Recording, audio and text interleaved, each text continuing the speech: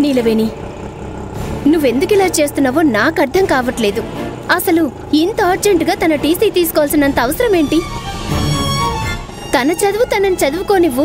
ఇక్కడ టీసీ తీసుకుని ఇంకో స్కూల్ వెతకాలి. అది బాగుందో లేదో చెక్ చేసుకోవాలి. అవసరమా ఇదంతా? అవన్నీ తర్వాత చూసుకుందాం అక్క. తను మాత్రం అక్కడ చదువుకోవడానికి వీల్లేదంతే. ఎందుకింత మొండి పట్టుదలతో ఉన్నావు? ఎందుకంటే వాళ్ళు నా మీద వేసిన నింద అలాంటిది. ముందు నుంచి వాళ్ళు నన్ను చాలా విషయాల్లో దొంగ దొంగ అని అవమానిస్తూనే ఉండేవాళ్ళు.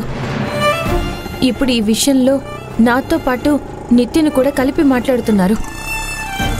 తను బాగా చదివి రేపు భవిష్యత్తులో పెద్ద స్థాయికి ఎదిగినా కూడా ఆ ఇంట్లో దొంగతనం చేసిన డబ్బుతోనే అది చదువుకుంది అంటారు. తను అలా అనిపించుకోవడం నాకిష్టం లేదక్కా. నాకెందుకో నువ్వు చాలా దూరం ఆలోచిస్తున్నావు అనిపిస్తుంది. నిన్నన్న వాళ్ళకి ఇప్పుడు నిజం తెలియకపోవచ్చు, కానీ ఏదో ఒక రోజు ఖచ్చితంగా తెలుస్తుంది. ఆ రోజైనా వాళ్ళ తప్పు వాళ్ళు తెలుసుకుంటారు కదా. అసలు ఆ అవకాశమే లేదక్కా. వాళ్ళు విషసర్పాల్లాంటి వాళ్ళు. జీవితాంతం నా మీద విషం చిమ్ముతూనే ఉంటారు. వాళ్ళ గురించి నాకు బాగా తెలుసు.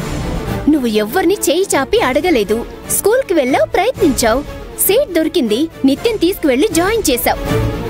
కాకపోతే అది ఫ్రీ సీట్ అని నువ్వు అనుకున్నావు. ఇప్పుడెవరో డబ్బు కట్టారని నీకు తెలిసింది. ఎవరో కాదక్కా, వీళ్ళింట్లో ఉన్నవాళ్లే కట్టారు.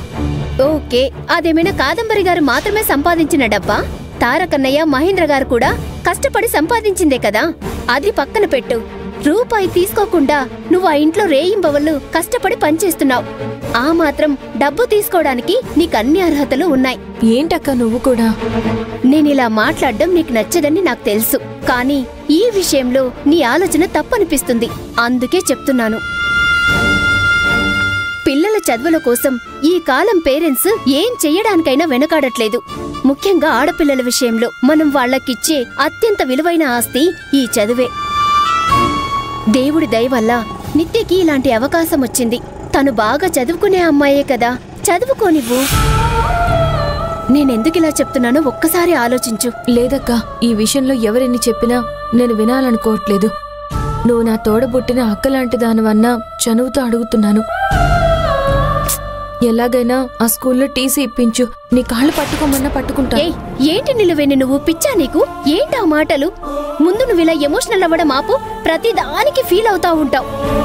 ఎప్పుడైనా ఏదైనా సమస్య వస్తే దాన్ని ఎలా డీల్ చేయాలో ఆలోచించాలి. ఇప్పుడేంటి, ప్రిన్సిపల్ ని రిక్వెస్ట్ చేసి టీసీ తీసుకోవాలి, అంతే కదా? అవునక్క. అలాగే వాళ్ళు కట్టిన డబ్బు కూడా వెనక్కి తీసుకోవాలి. అది తిరిగివ్వరు కదా. అయినా మనం ఒకసారి అడిగి చూద్దాంలే. టీసీ తీసుకున్నాక దానికోసం కట్టిన డబ్బు తిరిగి ఇవ్వాలి కదక్కా. అదే కదా పద్ధతి. ఏమో, నాకు ఖచ్చితంగా తెలీదు. ముందైతే అడిగి చూద్దాం. మళ్ళీ చెప్తున్నాను, నువ్వు చేస్తుంది తప్పో ఒప్పో ఇంకొక్కసారి ఆలోచించి చూడు. ఇంకా ఆలోచించడానికి ఏం లేదక్కా, నేను నిర్ణయం తీసుకున్నాను.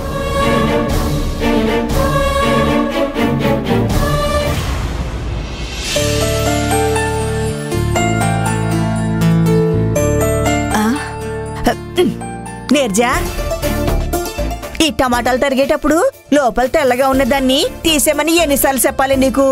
ఎందుకమ్మమ్మా, అది కూడా టమాటానే కదా. చేపలు తీసుకుంటే లోపల పేగులవి శుభ్రం చేసుకోకుండా అలాగే వండేస్తావా? చేపలు ఇది ఒకటేనా? ఇలా తెల్లగా ఉన్న టమాటా ముక్కలు తింటే ఒంటికి మంచిది కదని చెప్తుంటారు కదా, అందుకే తీసేమని చెప్తున్నాను. రేపు నీ అత్తారింటికి వెళ్ళి వంట చేసేటప్పుడు నీకు ఇది కూడా నేర్పించలేదా అని నన్ను అంటారు. సరే సరే, తీసేస్తాను, అరవకు. కానీ నిలవేణి అక్క, ఏంటి ఉన్న పళంగా వచ్చి వాలిపోయావు? నిత్య ఎక్కడా కనపడట్లేదు. ఓ నిత్యనా? ఇప్పుడే తారక్ బాబు వచ్చి తీసుకెళ్లాడే. తారక్ బాబు ఇక్కడికి రావడం నీకు తెలియదా? మీరు నాకు ఈ విషయం ముందెందుకు చెప్పలేదు? బాబు వచ్చిందే ఇప్పుడు. ఈ విషయం నీకే తెలియకపోతే మాకెలా తెలుస్తుంది?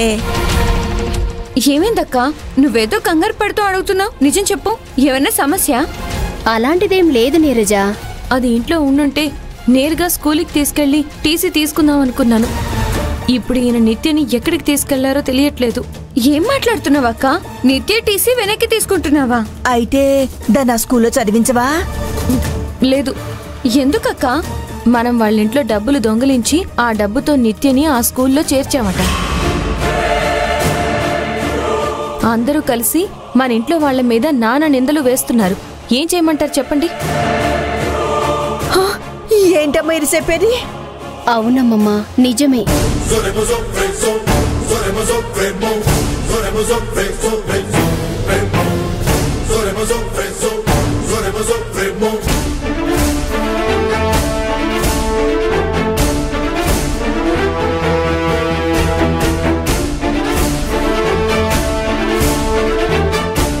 వాళ్ళు మనుషుల మృగాల? నోటికి ఏదొస్తుంది వాగుతారా? వదిలేయమ్మమ్మా, ఇప్పుడు దాని గురించి ఆలోచిస్తూ బాధపడేంత టైం లేదు. నేను ఇప్పుడు అర్జెంటుగా స్కూల్కి వెళ్ళాలి. అయితే నువ్వు టీసీ తీసుకొస్తావా? ఏ వద్దా? వాళ్ళు ఎన్నన్నా సిగ్గు లేకుండా దులిపేసుకుని ఉండమంటావా? నా మీదెందుకే అరుస్తావు? పాప నిత్య అంత పెద్ద స్కూల్లో సీట్ వచ్చిందని చాలా సంతోషంగా ఉంది. మనలాంటి పేదవాళ్ళు మన పరిధిలోనే ఆలోచించాలి. మన ఆశలకి రెక్కలు రాకూడదు. అలా ఆశపడితే చివరికి మిగిలేది బాధే. రాక వెళ్దాం. అమ్మా, ఇంత చిన్న విషయానికి మీరు రావడం దేనికి సార్? ఫోన్ చేస్తే సరిపోయేది కదా. నో సార్, అన్ని విషయాలు అలా ఫోన్ చేసి మాట్లాడడం కరెక్ట్ కాదు. అందుకే నేరుగా నేనే వచ్చేసాను. షీస్ నిత్య. తనకి మన ట్రస్ట్ తరపున ఫీజు పే చేస్తున్నాం. సార్, ప్రతి సంవత్సరం మీరు ఫీజు పే చేసి చాలా మంది పిల్లల్ని చదివిస్తున్నారు కదా. That's not a problem. తన గార్డియన్, అదే తన సిస్టర్ నీలవేణి అని చెప్పాను కదా, వాళ్ళకేవో చిన్న చిన్న ఇష్యూస్ ఉన్నాయి. అవి మనసులో పెట్టుకుని తను మీ దగ్గరకొచ్చి నాకు ఈ స్కూల్ వద్దు, టీసీ కావాలి, డబ్బు ట్రస్ట్కి రిటర్న్ చేసేయండి చిన్న పిల్లలా మాట్లాడుతుంది సార్. ఇప్పుడు నేనేం చేయాలో చెప్పండి సార్. అదేం లేదు sir. Do one thing. Neelaveni వచ్చి ఆ క్యాష్ టీసీని అడిగితే అలా ఇవ్వడం కుదరదు, క్లాసెస్ స్టార్ట్ అయిపోయాయని మీరు ఏదో ఒకటి చెప్పి నీలవేణిని కన్విన్స్ చేయండి. చూడండి సార్, పాపం బాగా చదువుకునే అమ్మాయి. ఈ స్కూల్ నచ్చిందా? చాలా బాగా నచ్చింది సార్. సి చూసారా సార్, చిన్న పిల్ల చాలా ఫీల్ అవుతుంది. డోంట్ వరీ సార్, మీరు చెప్పారు కదా, నేను చూసుకుంటాను. Thank you so much sir. ఇక నేను బయలుదేరుతాను. Okay sir, thank you. Okay sir. పద. నిత్య, ఇలా చూడు, ఇక్కడ నేను ప్రిన్సిపాల్తో మాట్లాడింది ఏది నువ్వు మీ అక్కతో చెప్పకూడదు, అర్థమైందా? నువ్వు ఈ స్కూల్లోనే చదువుకోవాలి. అందుకే నీకోసం ఇదంతా చేస్తున్నాను. సరేనా? సరే సార్. గుడ్.